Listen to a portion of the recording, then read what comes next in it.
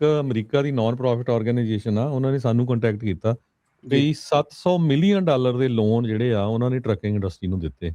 ਜੀ ਮੈਜੋਰਟੀ 'ਚ ਪੰਜਾਬੀਆਂ ਨੂੰ ਦਿੱਤੇ। ਜੀ ਤੇ ਹੁਣ ਪਹਿਲਾਂ ਜਿੱਦਾਂ ਉਹ ਦੱਸ ਕੇ ਗਏ ਸੀ ਨਾ ਵੀ ਡਿਸਕ੍ਰਿਮੀਨੇਸ਼ਨ ਹੁੰਦੀ ਆ, ਸੋ ਜੀ 700 ਮਿਲੀਅਨ 'ਚੋਂ ਮੈਜੋਰਟੀ ਦੇ ਲੋਨ ਜਿਹੜੇ ਆ ਟਰੱਕਿੰਗ ਲਈ ਉਹ ਇਸ ਨਾਨ ਪ੍ਰੋਫਿਟ ਆਰਗੇਨਾਈਜੇਸ਼ਨ ਨੇ ਦਿੱਤੇ। ਤੇ 30 ਤੋਂ 40% ਲੋਕ ਉਹ ਆ ਜਿਹੜੇ ਉਹਨਾਂ ਦਾ ਹੁਣ ਫੋਨ ਵੀ ਨਹੀਂ ਚੱਕ ਰਹੇ, ਕਹਿੰਦੇ ਸਾਡਾ ਕੰਟੈਕਟ ਹੀ ਨਹੀਂ ਹੋ ਰਿਹਾ ਹੈਗਾ, ਨਾ ਨਹੀਂ ਸਾਨੂੰ ਟਰੱਕ ਵਾਪਸ ਦੇ ਰਹੇ ਆ ਤੇ ਨਾ ਸਾਡਾ ਫੋਨ ਚੱਕ ਰਹੇ ਆ, ਨਾ ਕੋਈ ਸਸਤੇ ਜਿਹੜੀ ਆ ਰੇਟ ਤੇ ਉਹਨਾਂ ਨੇ ਦੇਤੇ ਸੀ ਉਹਨਾਂ ਨੂੰ ਵੀ ਚਲੋ ਲੋੜ ਆ ਇਹਨਾਂ ਨੂੰ ਮਦਦ ਕਰ ਦਿੰਦੇ ਆ। ਨਾਨ ਪ੍ਰੋਫਿਟ ਦੇ ਮੂੰਹ ਨੂੰ ਹੁਣ ਜਦੋਂ ਇਦਾਂ ਦਾ ਲੱਗੂਗਾ ਤੇ ਫਿਰ ਅਗਲੇ ਕੀ ਸੋਚਣਗੇ ਸਾਰਿਆਂ ਬਾਰੇ। ਕਿਉਂਕਿ ਬਹੁਤ ਵੱਡੀ ਐਪਲ ਕੰਪਨੀ ਨੇ ਉਹ ਨਾਨ ਪ੍ਰੋਫਿਟ ਨੂੰ ਜਿੱਦਾਂ ਫੰਡਿੰਗ ਦਿੱਤੀ ਸੀ ਵੀ ਅਸੀਂ ਜੀ ਵੀ ਚਲੋ ਜਿਹੜੀ ਮਿਨੋਰਟੀ ਗਰੁੱਪਸ ਆ ਜਾਂ ਹੋਰ ਇਕੱਲੇ ਪੰਜਾਬੀ ਨਹੀਂ ਹੋਰ ਵੀ ਵੀ ਉਹਨਾਂ ਦੀ ਸਪੋਰਟ ਕਰੋ ਬਿਜ਼ਨਸ ਸੈਟਅਪ ਕਰਨ ਲਈ। ਸੋ ਉਹ ਕਹਿੰਦੇ ਵੀ ਪਿਛਲੇ ਹੁਣ ਸਾਲਾਂ 'ਚ ਜਦੋਂ ਕੋਵਿਡ ਤੋਂ ਲੈ ਕੇ ਹੁਣ ਤਾਈਂ ਬੂਮ ਚੱਲ ਰਿਹਾ ਸੀ ਹਨਾ, ਲੋਕ ਲੈ ਰਹੇ ਸੀ ਧੜਾ ਟਰੱਕ, ਤੇ ਹੁਣ ਆਹ ਸਿਚੁਏਸ਼ਨ ਆ। ਸੋ ਉਹ ਜਿਹੜੇ ਹੁਣ ਨਾ ਜਵਾਬ ਦੇ ਰਹੇ ਆ ਤੇ ਨਾ ਟਰੱਕ ਵਾਪਸ ਦੇ ਰਹੇ ਆ, ਤੇ ਉਹਨਾਂ ਦੇ ਰੈਕਟ ਤੇ ਕੀ ਅਸਰ ਪੈਣਾ ਤੇ ਤੁਹਾਡੀ ਜਿਹੜੀ ਕੰਪਨੀ ਆ ਕਿੱਦਾਂ ਹੈਲਪ ਕਰ ਸਕਦੀ ਹੈਗੀ ਆ? ਜੀ ਨਹੀਂ ਆਪਣਾ ਹਰਜੋਤ ਭਾਜੀ ਅੱਗੇ ਵੀ ਇੱਕ ਦੋ ਵਾਰੀ ਆਪਾਂ ਗੱਲ ਕੀਤੀ ਸੀ, ਮੈਂ ਰਮਨ ਭਾਜੀ ਨੇ ਸ਼ੇਅਰ ਵੀ ਕੀਤੇ ਹਨ ਡਾਕੂਮੈਂਟਸ ਕਿ ਨਾ ਸਿਰਫ ਕਿ ਉਹ ਟਰੱਕ ਵਾਪਸ ਦੇ ਰਹੇ ਨੇ, ਕਈ ਵਾਰ ਉਹ ਅਗਲੇ ਨੂੰ ਰਨ ਅਰਾਊਂਡ ਵੀ ਦਿੰਦੇ ਨੇ ਕਿ ਹਾਂਜੀ ਉਹ ਫਲਾਣੇ ਥਾਂ ਪਹੁੰਚ ਜਾਓ ਟਰੱਕ ਲੈਣ, ਉੱਥੇ ਬੰਦਾ ਪਹੁੰਚਿਆ ਜੀ ਉੱਥੇ ਫਿਰ ਉੱਥੇ ਪਹੁੰਚ ਜਾਓ।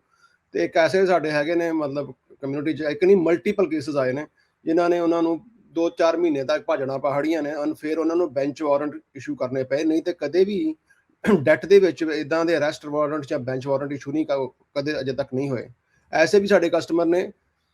ਮਤਲਬ 'ਚ ਕੋਈ ਹੁਣ ਮਾਣ ਵਾਲੀ ਗੱਲ ਤੇ ਹੈ ਨਹੀਂ, ਪਰ ਫਿਰ ਵੀ ਜਦੋਂ ਇੰਡੀਆ ਚਲੇ ਗਏ, ਇੰਡੀਆ ਤੋਂ ਆਏ ਤਾਂ ਉਹਨਾਂ ਨੇ 에ਅਰਪੋਰਟ ਤੇ ਅਰੈਸਟ ਕਰ ਲਿਆ। ਇਹ ਬਹੁਤ ਵੱਡੀ ਪ੍ਰੋਬਲਮ ਹੈ ਇਹ, ਔਰ ਅਸੀਂ ਮੇਨ ਸਟ੍ਰੀਮ 'ਚ ਵੀ ਕੰਮ ਕਰਦੇ ਹਾਂ, ਹਰ ਕਮਿਊਨਿਟੀ ਨਾਲ ਕਰਦੇ ਹਾਂ। ਇਹ ਸਿਰਫ ਪੰਜਾਬੀਆਂ ਦੀ ਇਸ਼ੂ ਨਹੀਂ, ਜਨਰਲੀ ਜਿਹੜਾ ਵੀ ਇਮੀਗ੍ਰੈਂਟ ਪਾਪੂਲੇਸ਼ਨ ਹੈ ਨਾ, ਉਹ ਥੋੜੀ ਜ਼ਿਆਦਾ ਇਸ ਲਾਅ ਨੂੰ ਥੋੜਾ ਈਜ਼ੀ ਲੈਂਦੀ ਹੈ, ਔਰ ਜਦੋਂ ਗੱਲ ਬਿਲਕੁਲ ਸਿਰੇ ਤੋਂ ਪਾਣੀ ਲੰਘ ਜਾਂਦਾ ਫਿਰ ਆਪਾਂ ਡਿਸਕ੍ਰਿਮੀਨੇਸ਼ਨ ਦਾ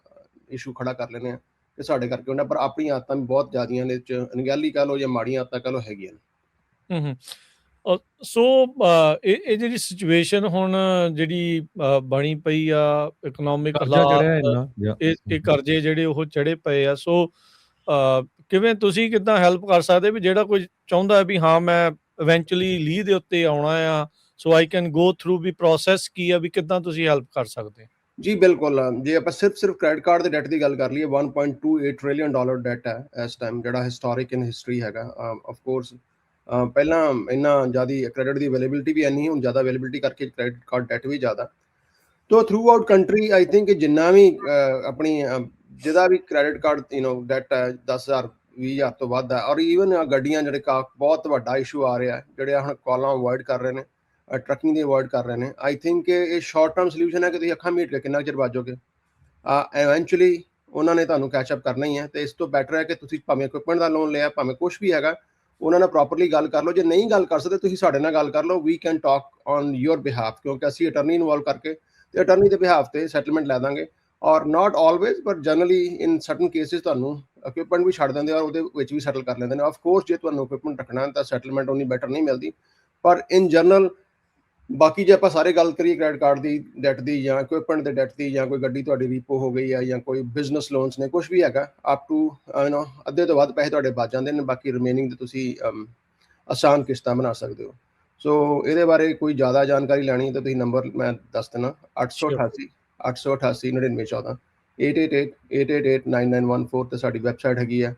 ura.org। ਜੀ ਰਮਨ ਜੀ, ਨਿਰਮਲ ਜੀ, ਜੀ ਰਮਨ ਜੀ ਪੁੱਛੋ ਜੀ। ਰਾਜ ਬੇਸਿਕਲੀ ਗੱਲ ਇਹੋ ਹੀ ਆ ਕਿ ਜੇ ਕੋਈ ਪ੍ਰੋਬਲਮ ਹੈਗੀ ਆ ਤੇ ਪ੍ਰੋਬਲਮ ਨੂੰ ਸੋਲਵ ਕਰਨਾ ਹੀ ਇੱਕ ਉਚਿਤ ਹੁੰਦੀ ਆ, ਸੋਲਿਊਸ਼ਨ ਆ। ਸੋ ਜੇ ਡੈਟ ਦਾ ਹਮੇਸ਼ਾ ਇਹੋ ਹੀ ਹੁੰਦੀ ਆ ਕਿ ਜਿੰਨੀ ਜਲਦੀ ਇਹਨੂੰ ਤੁਸੀਂ ਸੈਟਲ ਕਰ ਲਓਗੇ, ਜਿੰਨੀ ਜਲਦੀ ਉਹਦੀਆਂ ਪੇਮੈਂਟਸ ਬਣਾ ਲਓਗੇ, ਪੇਮੈਂਟਸ ਕਰ ਦਿਓਗੇ, ਜਿੰਨੀ ਜਲਦੀ ਉਹ ਸਾਰਾ ਕੁਝ ਕਲੀਨ ਅਪ ਹੋਊਗਾ ਉਨੀ ਜਲਦੀ ਦੁਬਾਰਾ ਸ਼ੁਰੂ ਕਰ ਸਕਦੇ ਆ। ਸੋ ਇਹਦਾ ਕੋਈ ਅਗੇਨ ਆਪਾਂ ਕਈ ਵਾਰੀ ਇਹ ਗੱਲ ਕਈ ਵੀ ਅੱਗੇ ਵੀ ਜਿਹੜਾ ਕੰਟਰੀ ਹੈਗਾ ਬੜਾ ਫੋਰਗਿਵਿੰਗ ਹੈਗਾ। ਇਸ ਕੰਟਰੀ ਦੇ ਵਿੱਚ ਇਸ ਕੰਮਾਂ ਦੇ ਵਿੱਚ ਬਹੁਤ ਲੋਕੀ ਜਿਹੜੇ ਬਿਜ਼ਨਸ ਦੇ ਵਿੱਚ ਕਈ ਵਾਰੀ ਫੇਲ ਹੁੰਦੇ ਆ, ਇੱਥੇ ਕਈ ਵਾਰੀ ਫਿਰ ਦੁਬਾਰਾ, ਅਸੀਂ ਖੁਦ ਕਈ ਵਾਰੀ ਫੇਲ ਹੋਏ, ਕਈ ਵਾਰੀ ਉੱਠੇ ਆ। ਔਰ ਇਸ ਕੰਟਰੀ ਦੀ ਇਹੋ ਹੀ ਖਾਸੀਅਤ ਹੈ ਕਿ ਜੇ ਤੁਸੀਂ ਆਪਣਾ ਕਸੂਰ ਮੰਨ ਕੇ ਦੁਬਾਰਾ ਤੋਂ ਸ਼ੁਰੂ ਕਰਕੇ ਆਪਣਾ ਸਾਰਾ ਕੁਝ ਕਲੀਨ ਅਪ ਕਰਕੇ ਦੁਬਾਰਾ ਸ਼ੁਰੂ ਕਰਦੇ ਆ ਤੇ ਤੁਹਾਨੂੰ ਕੋਈ ਟਾਈਮ ਤਾਂ ਲੱਗਣਾ ਹੀ ਆ, ਪਰ ਇਹ ਆ ਵੀ ਚੋਰੀ ਭੱਜਦੇ ਰਹਿਣ ਨਾਲੋਂ ਚੰਗਾ ਆ ਵੀ ਸਾਹਮਣੇ ਬੈਠ ਕੇ ਗੱਲ ਕਰਕੇ ਤੇ ਇਹਨੂੰ ਕਲੀਨ ਅਪ ਕਰੋ। That's it. ਜੀ ਬਿਲਕੁਲ ਨਹੀਂ, ਇਹ ਜਿਹੜਾ ਜ਼ਰੂਰੀ ਕੰਮ ਆ ਜੀ।